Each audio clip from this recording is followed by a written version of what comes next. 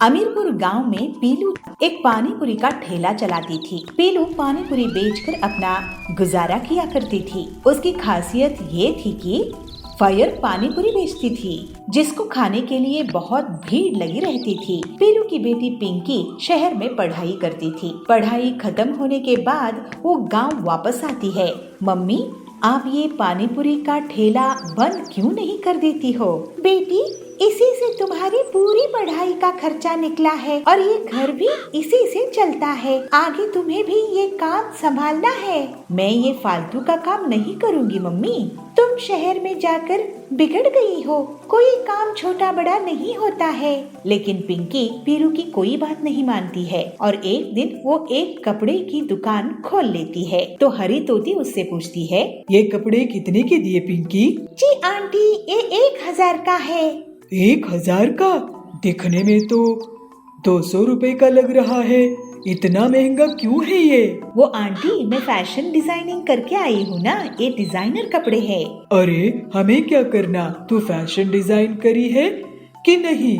हमें तो सस्ते अच्छे कपड़े चाहिए। इस तरह से पिंकी को कपड़े के काम में नुकसान होता है और उस धंधे को वो बंद करना पड़ता है। इसके बाद पिंकी ब्यूटी पार्लर खोलती है और उसको उस काम में भी नुकसान हो जाता है, क्योंकि गांव की उधार में मेकअप करवाकर चली जाती थी और पैसे नहीं देती थी।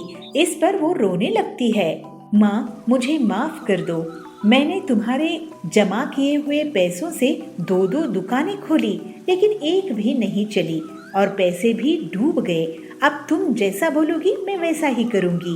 देख बेटी, औरतों को पानी पूरी बहुत पसंद आती है और उसमें उधार भी नहीं होता है। मैं फायर पानी पूरी बनाती हूँ जो पूरे जंगल में कोई नहीं बनाता है।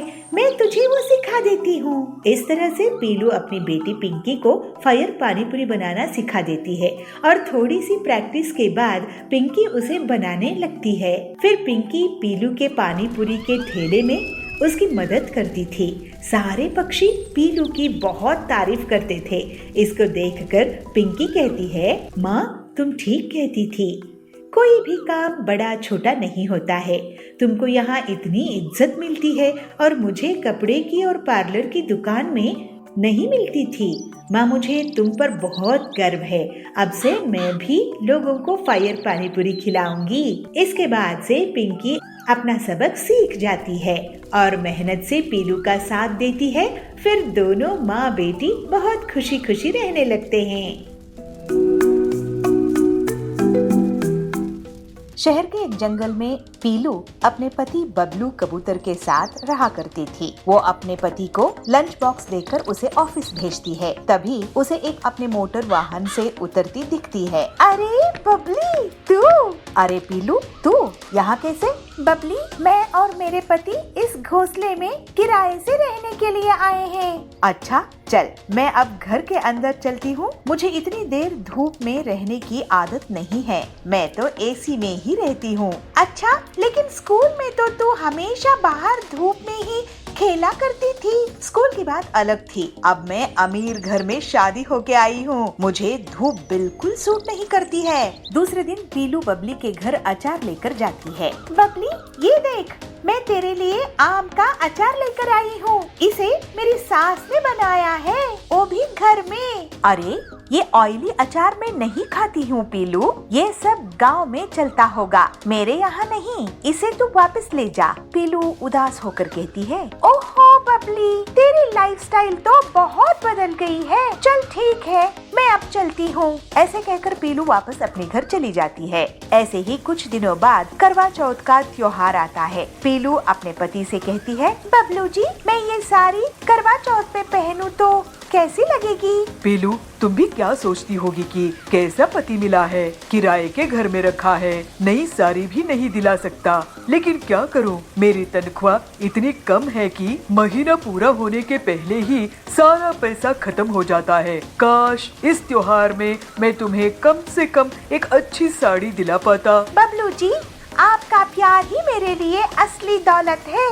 आप चिंता मत करो, सब ठीक हो जाएगा। तुम सच में बहुत अच्छी हो पीलू। ये लो 1000 रुपए और इससे करवा चौथ का सामान ले आना। ठीक है जी, मैं पूजा का सामान ले आऊंगी। शाम में पीलू के घर बबली आती है। पीलू, आज करवा चौथ मनाने के लिए सभी बंगलों में आ रही है, तो भी आ जाना। मेरे बंगलों की छत से चांद साफ साफ दिखता है। तुम लोगों की छोटे छोटे घोंसलों में शायद वो सही से निकलेगा नहीं, फिर तुम लोग भूखी रह जाओगी। अगर सब आ रही है तो मैं भी आ जाऊंगी बबली।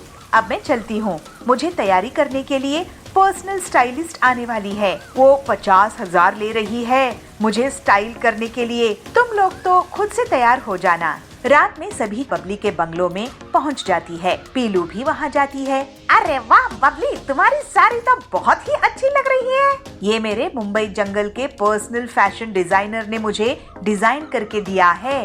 अरे तेरी मेहंदी, उसकी डिजाइन भी कमाल है। ये 25,000 की है। तुम्हारी मेहंदी के खर्च से हमारा पूरा घर ही चल सकता है। सब हंसने लगते हैं। चलो, अब चांद निकलने वाला ही है, लेकिन मेरे पति नहीं आए हैं। उनके हाथों से मैं फिल्टर्ड वाटर पीऊंगी, उसके बाद ही अपना व्रत तोड़ूंगी। एक के बाद एक सभी चिड़ियाएं अपने पति का चेहरा चांद के साथ देखकर साथ ही व्रत पूरा कर लेती है। पीलू भी बबलू के साथ व्रत पूरा कर लेती है, लेकिन बबली के पति अभी तक नहीं आते हैं। फिर सभी अपने अपने घर चली जाती है। देर रात को पीलू बबली को फोन लगाती है। अरे बबली, फोन क्यों नहीं उठा रही है? उसके पति घर आए कि नहीं? ऐसे कहते हुए वो अपने पति के साथ बबली के घर जाती है। वहाँ वो देखती है कि बबली अपने हॉल में बेहोश पड़ी हुई है। फिर पीलू तुरंत ही डॉक्टर को फोन लगाती है। इन्हें तो डिहाइड्रेशन हुआ है, इन्हें मैं एक इंजेक्शन देता हूँ, इससे इनकी हालत संभल जाएगी। इनके पति को जल्दी से बुलाओ। फिर बबलू तुरंत ही बबली के पति के ऑफिस पहुंच जाता है और उन्हें पूरी बात बताता है। वो दोनों जल्द से जल्द घर वापस आते हैं। आप कहाँ रह गए थे? आपका फोन नहीं लग रहा था। बबली, तुमने मुझे बताया ही नहीं कि आज तुमने करवा चौथ का व्रत रखी है। चलो अब जल्दी से अपना व्रत पूरा कर लो। फिर पीलू की मदद से बबली अपना व्रत पूरा कर लेती है। बबली, तुमने भाई साहब को व्रत के बारे में क्यों नहीं बताया? मैं फैशन और मेकअप में इतना ध्यान ही नहीं दी कि मुझे इन्हें बताना था, याद ही नहीं रहा। पीलू, तुम्हारी सादगी से मैं सीखूंगी कि इतने कम पैसों में भी कैसे अच्छे से रहते हैं। अब मैं अपनी दौलत के लिए इतनी घमंडी नहीं रहूंगी। उसके बाद से बबली सुधर जाती है और सादगी से अपना जीवन बिताने लगती है। मम्मी पापा, हम कहीं जा रहे हैं क्या? मम्मी, हाँ बच्चों, तुम्हारी नानी का कॉल आया था। वो कह रही थी कि बच्चों की स्कूल की छुट्टी पड़ गई है तो उनके पास आ जाओ, इसलिए हम आज ही गांव के लिए निकल रहे हैं। सर्दियों का मौसम चल रहा था। पीहू, हिरन और चुनू बालू की स्कूल की भी छुट्टियां पड़ गई थी। वो दोनों दिन भर खेलते ही रहते थे। उनके साथ उनकी सोसाइटी के बच्चे भी खेलते रहते थे। एक दिन जब वो बाहर से खेलकर घर में आए तो उन्होंने देखा कि उनके मम्मी पापा कपड़ों को बैग में पैक कर रहे हैं। तो इस पर दोनों को उत्सुकता हुई, इसलिए दोनों ने एक साथ पूछा, मम्मी पापा, हम कहीं जा रहे हैं क्या? मम्मी, हाँ बच्चों, तुम्हारी नानी का कॉल आया था। वो कह रही थी कि बच्चों की स्कूल की छुट्टी पड़ गई है तो उनके पास आ जाओ, इसलिए हम आज ही गाँव के लिए निकल रहे हैं। ये सुनते ही दोनों खुशी से झूम उठे। ये हम नानी के पास जाएंगे, बहुत मजा आएगा। दोनों ने जल्दी जल्दी से अपना अपना बैग पैक किया और ट्रेन को पकड़कर नानी के गांव आ गए। वो जैसे ही नानी के घर पहुंचते हैं वैसे ही नानी बाहर निकल कर आती है और पीहू और चुन्नू को गले से लगा लेती है। अरे मेरे बच्चों, आ जाओ आ जाओ। अरे कितने बड़े हो गए हो तुम तो। आ जाओ, चलो अंदर चलो, तुम्हारे मौसा मौसी, मामा मामी इंतजार कर रहे हैं। चलो चलो। वो जैसे ही घर के अंदर आते हैं वैसे ही पीहू और चुन्नू के मामा मामी और मौसा मौसी उनकी खातिरदारी में लग जाते हैं। अरे मेरे बच्चों, कैसे हो तुम? पिछली बार आए थे तो कितने छोटे थे, अब देखो कितने बड़े हो गए हो। देख पीहू, तेरी मौसी तेरे लिए क्या लाई है। ये तो मेरी फेवरेट चॉकलेट है। थैंक यू मौसी। पीहू और चुन्नू को भी बहुत अच्छा लग रहा था। उन्होंने सबको नमस्ते की। कुछ देर बाद वो अपने खेत पर पहुंचते हैं जहां खन्ने की फसल लगी हुई थी। मामा जी, मुझे गन्ना खाना है, एक गन्ना दो ना। अरे क्यों नहीं मेरी लाडो रानी, रुको मैं अभी तोड़ कर देता हूँ। मामा 2 गन्ने तोड़कर पीहू और चुन्नू को देते हैं। दोनों बड़े ही मजे से गन्ने का लुत्फ उठाते हैं। उसके बाद वो सरसों का खेत भी देखते हैं। मौसी जी ये सरसों के फूल तो बहुत सुंदर है, मैं एक फोटो खिंचा लूं? क्यों नहीं, जरूर आओ मैं तुम्हारी फोटो खींच देती हूँ। मौसी दोनों की फोटो खींचती है। तभी वो देखते हैं कि पास ही के खेत में कुछ गायें और भैंसें घास चर रही हैं। ये नजारा उन्हें और लुभाता है और वो आगे बढ़कर उन्हें चारा देते हैं। खेत को घूमने के बाद वो दोनों घर आ जाते हैं। रात भी हो जाती है, ठंड अब और बढ़ने लगती है। नाना जी यहाँ पर बहुत ठंड है, मुंबई में तो इतनी ठंड नहीं पड़ती, कुछ करो ना। क्योंकि बच्चों वहाँ पर खेत खलियान और पेड़ पौधे इतने नहीं हैं जितने यहाँ हैं, इसलिए यहाँ ठंड भी ज्यादा पड़ती है। पर तुम चिंता मत करो, मैं अभी आग जला देता हूँ। नाना जी लकड़ियों को इकट्ठा कर उन्हें जला देते हैं। तभी लाइट भी चली जाती है। ओ अब लाइट भी चली गई नानी जी, पूरे घर में तो अंधेरा छा गया है, अब क्या करेंगे? मैं अभी लालटेन जला देती हूँ। नानी लालटेन जलाकर ले आती है। उसके बाद पीहू और चुन्नू का सोने का समय आ जाता है, पर वो अपने मम्मी पापा के पास ना सोकर नाना नानी के पास सोते हैं। नानी जी कहानी सुनाओ ना, मुझे ना आपकी कहानी सुननी है। वो जो हम पिछली बार आए थे तब आपने कहानी सुनाई थी ना, वो मुझे बहुत अच्छी लगी थी। प्लीज वही वाली कहानी सुनाओ ना। कौन सी वाली बेटी, मुझे याद नहीं है, तुम बताओ तो मैं सुना दूं। वही नानी, वही वो कौवे वाली, वो प्यासे कौवे वाली जो आपने सुनाई थी। ओहो वो वाली कहानी सुननी है तुम्हें? अजी तुम ही सुना दो ना इन्हें। अरे तुम ही सुना दो भाग्यवान। नानी कहानी सुनाना शुरू करती है। दोनों नाना नानी के बीच लेटे हुए थे और कहानी का लुत्फ उठा रहे थे। कहानी सुनते सुनते दोनों गहरी नींद में चले जाते हैं और सो जाते हैं। और पुलिस की बाइक को ही चुरा कर भाग जाता है। ये सब बबलू अपनी बर्तन बाइक से देख रहा था। फिर वो तुरंत ही कालू कौवे का अपनी बर्तन बाइक से पीछा करने लगता है और उसे जोर से एक लात लगाता है। कालू की बाइक डगमगा जाती है और कालू जोर से गिर जाता है।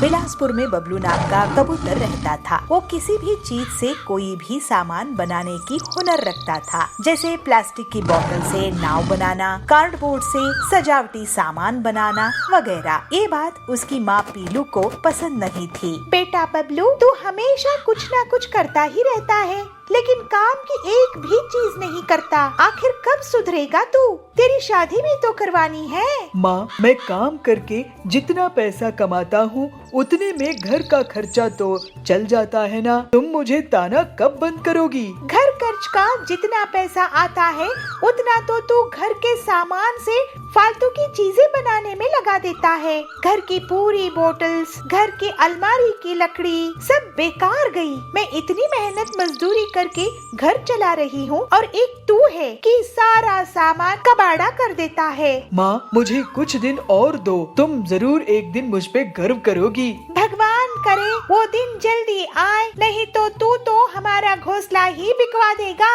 इस तरह से कुछ दिन और बीत जाते हैं। एक बार बबलू के घर में बर्तन दिखाई नहीं दे रहे थे, तो उसकी माँ उसे आवाज लगा के कहती है, बबलू, ओ बबलू, कहाँ है तू? हाँ माँ क्यों आवाज दे रही हो, बताओ क्या काम है? बेटा लगता है घर में चोरी हो गई है, एक भी बर्तन दिखाई नहीं दे रही है। चल हम पुलिस स्टेशन में कंप्लेंट करते हैं। नहीं माँ बर्तन कहीं नहीं गए हैं, आओ अपने घोंसले के पीछे चलो, मैं तुम्हें दिखाता हूँ। फिर बबलू अपनी माँ को घोंसले के पीछे लेके जाता है और वहाँ बर्तनों से बनी एक मोटरसाइकिल दिखाता है और बबलू कहता है, माँ ये देखो है ना कमाल की चीज। अरे नालायक, ये क्या कर दिया तूने? अब मैं घर का खाना किसमें बनाऊंगी? ये बर्तन की बाइक कौन चलाएगा? तू तो मुझे बर्बाद ही कर देगा। तभी वहाँ सुंदरी आती है। अरे पीलू, ये बबलू को क्यों मार रही हो? इसने ऐसी मोटरसाइकिल बनाई है कि सब इसे देखते ही रहेंगे। नहीं सुंदरी बहन, ये बबलू पता नहीं कब मुझे तंग करना बंद करेगा। जंगल में कालू कौवा मोटरसाइकिल बाइक्स चोरी करता था। घर से या बाजार से वो बाइक चुराने में कामयाब हो ही जाता था। पक्षी उसकी कंप्लेंट लेकर पुलिस बाज के पास पहुँचे। इंस्पेक्टर बाज जी, हमारी बाइक रोज चोरी हो रहे हैं, आप कुछ कीजिए ना। औजार तो मेरे 5 साल में बेटे की बाइक भी चुरा के ले गया। मैं तो लुट गया इंस्पेक्टर भाईजान। हाँ, लगता है ये काम कालू कौवे का है। एक बार हाथ लग जाए तो मैं उसे बड़ी जेल में डलवा दूंगा। लेकिन उसके लिए आपको कितना टाइम लगेगा इंस्पेक्टर साहब? इतने दिनों में तो वो सारे जंगल की बाइक्स चुरा लेगा और किसी के पास मोटरसाइकिल बाइक्स नहीं बचेंगे। हाँ, बंटी जी, कालू को जो कोई भी पकड़वाने में पुलिस की मदद करेगा, मैं उसे सरकार से 50,000 का इनाम दिलवाऊंगा। इस तरह से सभी वहाँ से चले जाते हैं। कालू ये सब दूर बैठकर सुन रहा था। ऐसा क्या? मुझ पर इनाम? अब मजा चखाऊंगा इन पुलिस वालों को। मैं इनकी ही बाइक चुरा के भाग जाऊंगा और इन्हें पता भी नहीं चलेगा। थोड़ी देर बाद ही पुलिस स्टेशन में कालू कौवा मच्छर मारने की दवाई से धुआं धुआं कर देता है और पुलिस की बाइक को ही चुरा कर भाग जाता है। पुलिस बाज का सर चकरा रहा था, वो कुछ नहीं कर पाया। ये सब बबलू अपने बर्तन बाइक से देख रहा था। फिर वो तुरंत ही कालू कौवे का अपनी बर्तन बाइक से पीछा करने लगता है और जल्दी ही बबलू कालू की बाइक के पास पहुंच जाता है और उसे जोर से एक लात लगाता है। कालू की बाइक डगमगा जाती है और कालू जोर से गिर जाता है। बबलू अपनी बर्तन बाइक से कालू को पकड़ने में कामयाब होता है और फिर उसे पुलिस स्टेशन लेके आता है। अरे ये क्या? ये कौन सी नायाब बाइक है जिससे तूने मुझे पकड़ा है? ये मेरी स्पेशल बर्तन बाइक है। ऐसी बाइक तो मैंने पहले कभी नहीं देखा। और अब तुम ऐसी बाइक को क्या, कैसी भी बाइक को नहीं देख पाओगे, क्योंकि अब तुम जेल में पड़े रहोगे। फिर अगले दिन पूरे जंगल के सामने बबलू को पुलिस के द्वारा पूरे 50,000 का इनाम दिया जाता है। बबलू की माँ बहुत खुश होती है और कहती है, वाह बबलू, तूने तो मेरा नाम रोशन कर दिया बेटा। पूरे गांव में तेरी बर्तन बाइक अब फेमस हो गई है और तू भी। इस तरह से अब बबलू के अनोखे काम पूरे जंगल में प्रसिद्ध हो गए। उसके पास अब पैसे आने लगे और बबलू अपनी माँ पीलू के साथ हंसी खुशी रहने लगा। बबलापुर गांव में कालू कौवा जमींदार था। वो गरीब लोगों को ब्याज में पैसे उधार देता था और जब गरीब उसे लौटा नहीं पाते तो वो उनकी जमीन हड़प लेता था। ऐसे ही एक दिन बबलू उसके पास पैसा उधार लेने के लिए आता है। कालू सेठ, आप मुझे 50,000 उधार देंगे क्या? मैं आपको अगले साल वापस कर दूंगा। मुझे कैसे पता कि तुम मुझे पैसे वापस कर दोगे? तुम कौन हो? कहां से आए हो? मैं यही इसी जंगल में रहता हूँ, गरीब किसान हूँ, छोटी सी जमीन है मेरी। अच्छा, तो तुम मुझे अपनी जमीन गिरवी रख दो, मैं तुम्हें पैसे उधार दे दूंगा। ठीक है, मेरी 10 एकड़ जमीन आप गिरवी रख लो। ठीक है, यहाँ अंगूठा लगाकर पैसे ले जाओ। फिर बबलू उन पैसे से बहुत मेहनत करके खेत में फसल उगाया। इस बार उसकी अच्छी फसल हुई थी। ऐसे ही एक दिन कालू उसकी खेत के पास से निकलता है। अरे, ये खेत किसका है जिसमें इतनी लहलहाती फसल उग रही है? यह खेत बबलू का है सेठ जी, उसी बबलू का जिसने आपसे उधार लिया है। अरे वाह, इसका मतलब ये जमीन और ये फसल और इसके पैसे मेरे ही हुए। फिर कालू बबलू से मिलता है। क्यों बबलू, इस बार तुम्हारी फसल बहुत अच्छी आई है। जी कालू भाई, मैं आपको फसल बेचकर आपके पैसे लौटा दूंगा। ठीक है, ब्याज मिलाकर 2 लाख होगा। क्या? लेकिन मैंने तो बस 50,000 ही लिए थे। हाँ, तो ब्याज चढ़ा के 2 लाख हुए ना। ये तो अन्याय है कालू जी। फालतू की बात मत करो, नहीं तो मैं तेरा घर भी हड़प लूंगा। नहीं, आप मेरी जमीन ही ले लो, मैं आपके पैसे नहीं चुका पाऊंगा। शाम में बबलू अपने घर गया और अपनी पत्नी पीलू को सब कुछ बता दिया। मैं उसे देखती हूँ, आप चिंता मत कीजिए। पीलू अपनी सहेली सुंदरी के साथ एक प्लान बनाती है। दोनों सहेलियाँ एक छोटे से खेत में एक पानी का फव्वारा लगाते हैं और ऐसा जुगाड़ करती है कि उसमें से हीरों की भौचार हो। कालू तक ये बात पहुंच जाती है कि एक फव्वारे से हीरे निकल रहे हैं। बेलो, सुंदरी, क्या इस फव्वारे से हीरे निकल रहे हैं? हमने तो हीरे अभी देखे हैं। सेठ जी, आप खुद ही देख लो कि हीरे है कि नकली। वैसे सेठ जी, आपको बता दूं कि कल शहर से बहुत बड़े हीरे के व्यापारी आए हैं जो इस जमीन को खरीद लेंगे अगर उन्हें हीरे मिले तो। ऐसा क्या? तो एक बार मुझे दिखाओ हीरे है कि नहीं। चलाओ फव्वारा। फिर पीलू और सुंदरी फव्वारा चलाते हैं और उसमें से सच में हीरे निकलते हैं। अरे, ये तो सही में हीरे ही है। चलो, अच्छी बात है। अब हम इस जमीन उस शहर वाले सेठ को बेच देंगे। नहीं नहीं, ये जमीन तो मुझे चाहिए। लेकिन आपके पास इतने पैसे हैं क्या सेठ जी? चाहे इसके लिए मुझे अपनी पूरी जमीन जायदाद बेचनी पड़ जाए, लेकिन मैं इस जमीन को खरीद के ही रहूंगा। ठीक है, ये लीजिए इस जमीन के कागजात, आपकी पूरी संपत्ति के बदले में ये जमीन। फिर कालू अपनी पूरी संपत्ति, जमीन, जायदाद, गाड़ियाँ, हवेली उसके नाम कर देता है और हीरे का फव्वारा वाला जमीन ले लेता है। अगले दिन कुछ लोग उस फव्वारे के पास इकट्ठा होते हैं तो कालू शोर मचाने लगता है। हीरे ले लो, हीरे, इंटरनेशनल क्वालिटी के हीरे। जरा हमें भी तो दिखाना हीरे कैसे हैं। ये देखो। फिर कालू फव्वारे को शुरू करता है, लेकिन उसमें से धूल मिट्टी निकलती है। कालू खांसने लगता है। अरे, ये क्या? पीलू ने मुझे लूट ली, बर्बाद कर दी। इस तरह से कालू को उसकी बदमाशी की सजा मिल जाती है और पीलू की मदद से बबलू और बाकी जंगल वालों को उनकी जमीन मिल जाती है। फिर सब खुशी खुशी रहने लगते हैं। नाचो खुशी से, बारिश आ गई, अब स्कूल जाने में बहुत मजा आएगा।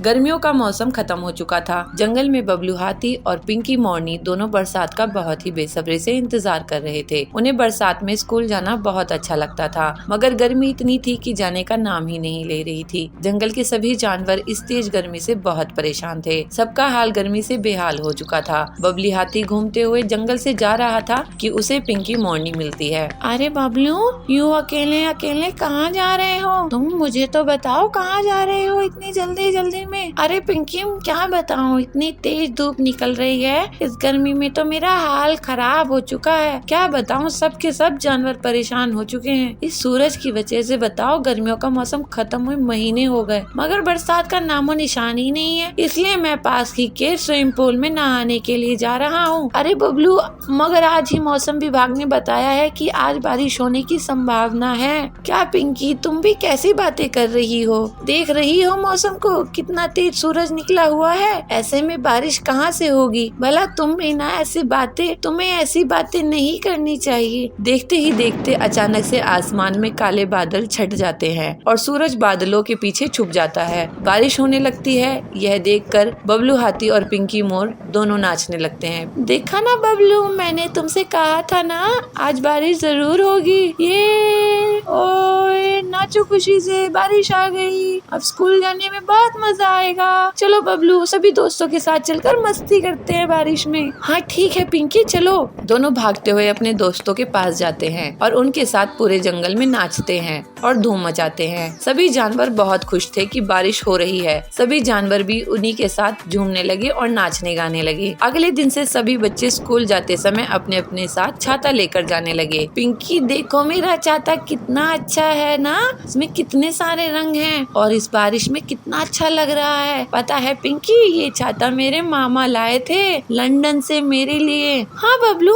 ये सच में तो बहुत अच्छा छाता है। तुम्हारे मामा ने सच में तुम्हें बहुत अच्छा गिफ्ट दिया है। सभी बच्चे एक दूसरे के छाते की तारीफ करने लगते हैं और नाचते गाते हुए स्कूल जाते और स्कूल से आते दिन बहुत ही मस्ती से बीत रहे थे। मोर, हाथी, भालू, लोमड़ी सभी बच्चे नाचते हुए स्कूल जाते। बबलू जब अपने घर जाता आता है तो उसकी माँ उससे कहती है, बेटा बबलू, तुम्हें बारिश में ऐसे नहीं घूमना चाहिए, ऐसे मस्ती नहीं करनी चाहिए, वरना तुम बीमार हो जाओगे और फिर डॉक्टर तुम्हें इंजेक्शन लगाएंगे। पर माँ, मुझे बारिश में मस्ती करना अच्छा लगता है, मेरे सभी दोस्त भी तो कितनी मस्ती करते हैं। अच्छा ठीक है बेटा, मगर ज्यादा देर पानी में मत खेला करो और गंदे पानी में तो भूलकर भी नहीं खेलना। मगर वह छाते को बारिश में बंद करके बारिश में भीगते हुए घर आता है। आज उसने देखा कि एक बूढ़ी लोमड़ी बारिश में भीग रही थी। दोस्तों, वह अम्मा बारिश में भीग रही हैं क्योंकि उनके पास छाता नहीं है और हम सभी छाता होते हुए भी जानबूझकर भीग रहे हैं। हमें उनकी मदद करनी चाहिए, चलो उनकी मदद करते हैं। बबलू हाथी बूढ़ी लोमड़ी के पास जाता है और उसे अपना छाता दे देता है। अम्मा, ये छाता आप रख लो,